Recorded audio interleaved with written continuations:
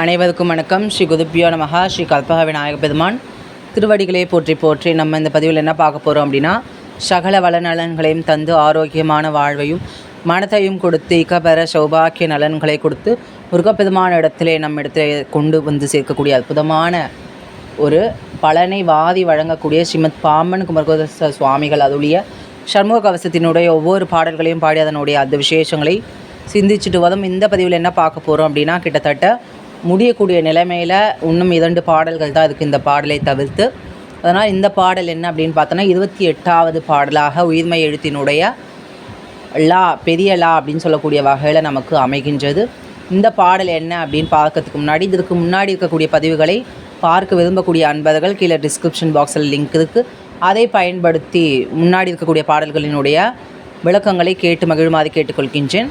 28வது பாடல் அப்படின்னு பார்க்கும்பொழுது, இளமையில் வாலிபத்தில் ஏறிடு வயோதிகத்தில் வளர் அருமுகச்சிவன்தான் வந்தனை காக்க காக்க ஒளியெழுக்காலை முன் எல் ஓம் சிவசாமி காக்க தெளிநடு பிற்பகல் கால் சிவகுருநாதன் காக்க அப்படின்ற மிகவும் அருமையான பாடல்.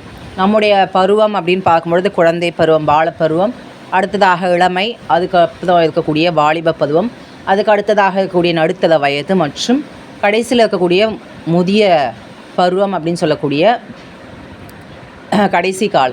இப்போ இந்த வகையிலலாம் நமக்கு ஒரு அடித்தளம் அப்படின்னு இருக்கிறது, இந்த பால பருவத்தில் என்ன நம்ம கற்றுன்றோமோ, என்ன நம்ம பழக்கி வைக்கிறோமோ, அதுதான் நமக்கு கடைசி வரைக்குமே வரும். பெருமானுடைய அருளால் நிறைய பேருக்கு பக்தி அப்படின்றத குழந்தையிலிருந்தே நமக்கு ஊட்டினோம் அப்படின்னா, அந்த குழந்தை அப்படின்றது மிகவுமே ஒரு நல்ல மனிதனாக வரும். அதுபோலவே அந்த பால பருவத்தில் இருக்கக்கூடிய நடைமுறைகளையும் செயல்பாடுகளும், ஏன்னா தொட்டில் பழக்கம் சுடுகாடு மட்டும் அப்படின்னு நம்முடைய வழக்கத்தில் இருக்குது. அதனால் நம்ம சிறு வயதில் என்ன சொல்லி கொடுக்குறோமோ, என்ன பழக்கி வைக்கிறோமோ, என்ன நடைமுறைப்படுத்துகிறோமோ, அதுதான் நமக்கு கடைசி நம்ம உயிர் விடுதலை தருணத்தில் கூட அந்த பழக்கம் அப்படின்றது நமக்கு வரும். சிறு பொழுதில் இருந்தே நம்ம இறைவனுடைய நாமாக்களை சொல்லிட்டு இருந்தோம் அப்படின்னா தான் அந்த உயிர் போகக்கூடிய நேரத்தில் இறைவனுடைய அந்த ஞாபகம் அப்படின்றது வரும். அதை விடுத்து நம்ம தேவையில்லாததெல்லாம் மனசு செலுத்தி தேவையில்லாத விஷயங்கள்லாம் செய்யும்பொழுது உயிர் விடும் நேரத்தில் எதை நினைக்கிறோமோ அதுவாகவே நம்ம பிறப்போம் அப்படின்னு கீதையில் ஒரு கதையே இருக்குது. அதனால் சிறு வயதில் இருந்தே இறைவனுடைய நாமக்களை நம்முடைய குழந்தைகளுக்குமே சரி, மற்றும் நம்ம வேலை அப்படின்னு சென்றாலுமே இறைவனுடைய நினைப்பு தினமுமே கொஞ்ச நேரனாவது இருக்கணும் அப்படின்னு இந்த பாடல் மூலமாக நான் உங்களுக்கு அறிவுரைப்படுத்துகின்றேன். மேலுமே இந்த இறைவனுடைய அருள் அப்படின்றது தான் எல்லா விஷயத்துக்குமே ஒரு அடித்தளமாக நமக்கு அமையும். எந்த விஷயமாக இருந்தாலுமே சரி, படைத்தல், காத்தல், அழித்தல், மறைத்தல் மற்றும் அருளல், இந்த 5 தொழில்களையும் சுவாமி தான் பண்ணுறார். அதனால் அந்த 5 தொழில்களில் ஏதாவது ஒன்று தான் நம்முடைய நடைமுறை அந்த வேலையாகவுமே இருக்கின்றது. அதனால் அதனுடைய தொடக்கமாகவும் அதனுடைய அடித்தளமாகவும் இருக்கக்கூடியது இறைவனுடைய அருள் மட்டுமே தான். இறைவனுடைய அருள் இருந்தால் மட்டுமே, இறைவனுடைய ஆசைகள் இருந்தால் மட்டுமே நம்ம எதையுமே சாதிக்க முடியும்.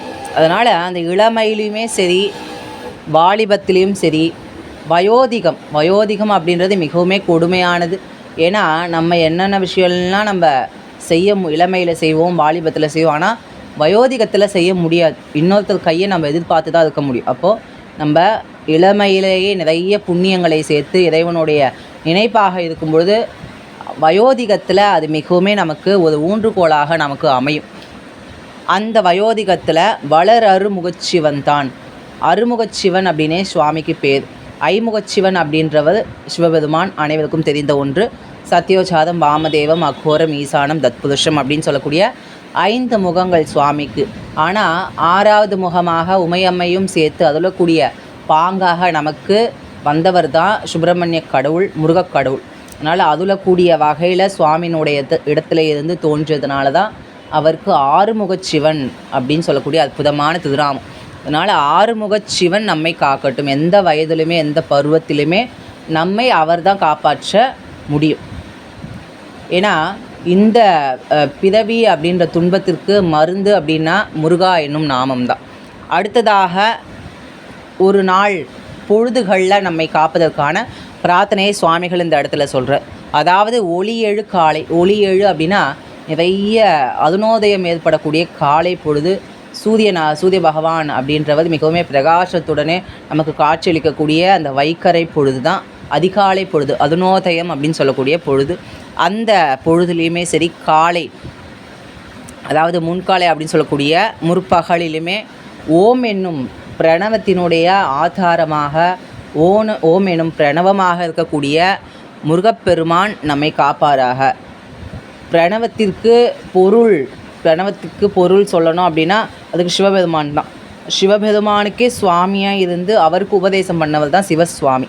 அதனால் இந்த இடத்துல நம்ம கவனிக்கக்கூடிய ரகசிய திருநாமம் அப்படின்றது சிவசாமி. ஓம் சிவசாமி காக்க அப்படின்னு ஒளியெழு காலை, அதாவது காலையிலையும் முற்பகல்லையும் நம்மை காப்பதற்கான பிரார்த்தனைகை சிவசுவாமியிடத்திலே சுவாமிகள் வைக்கின்றது. அடுத்ததாக தெளிநடு பிற்பகல், அதாவது பகல் பொழுது சூரியன் தன்னுடைய உச்சபக்ஷ ஆக்கர்ஷணத்தை கொண்டு செலுத்தக்கூடிய அந்த பொழுது தான் பிற்பகல் அப்படின்னு சொல்லக்கூடிய நடுப்பகல். அந்த நேரத்திலுமே சிவகுருநாதர், அதாவது சிவபெருமானுக்கு உபதேசம் செய்யக்கூடிய பெருமான் காப்பாற்றட்டும். மேலுமே நமச்சிவயத்துக்கும் அவர் தான் நமசிவய புதுலாக்கி அப்படின்னு அருணகிரிநாத சுவாமிகள் பாடுவதற்கு ஏற்றாது போல் இந்த நமசிவய அப்படின்றதும் இந்த ஷடாக்ஷரத்துக்குள்ளே அடக்கம் தான். சரவண பவ அப்படின்னு சொல்லக்கூடிய அந்த ஷடாக்ஷரத்துக்குள்ளே எல்லா தேவதைகளுமே அடக்கம். இதுவே பாமன் சுவாமிகள் விநாயக பெருமான், அம்பாள், சிவபெருமான் ஆகிய அனைத்து தெய்வங்களுமே முருகப்பெருமான் உள்ள அடக்கம். அவரினுடைய பிரிவு தன்மை தான் இந்த தெய்வங்கள்லாம் அப்படின்னு தன்னுடைய பாடல்களில் மிகவுமே விரிவாகவே சொல்லியிருக்கார். அதனால் இந்த பாடலை நம்ம படிக்கிறதுனால என்ன விசேஷம், என்ன பாராயண பலன் அப்படின்னு கேட்கும்பொழுது, எந்த வயதாக இருந்தாலுமே சரி, இவங்க தான் படிக்கணும், அவங்க தான் படிக்கணும், அந்த நேரத்தில் தான் நான் செய்வேன், இப்போ நான் ரொம்ப பிஸியாக இருக்கேன் அப்படின்னு சொல்கிறவங்களுக்கெல்லாம் இந்த பாடலை படிக்கும்பொழுது எந்த நேரத்திலுமே முருகப்பெருமானுடைய அருள் அப்படின்றது துணை நிற்கும்.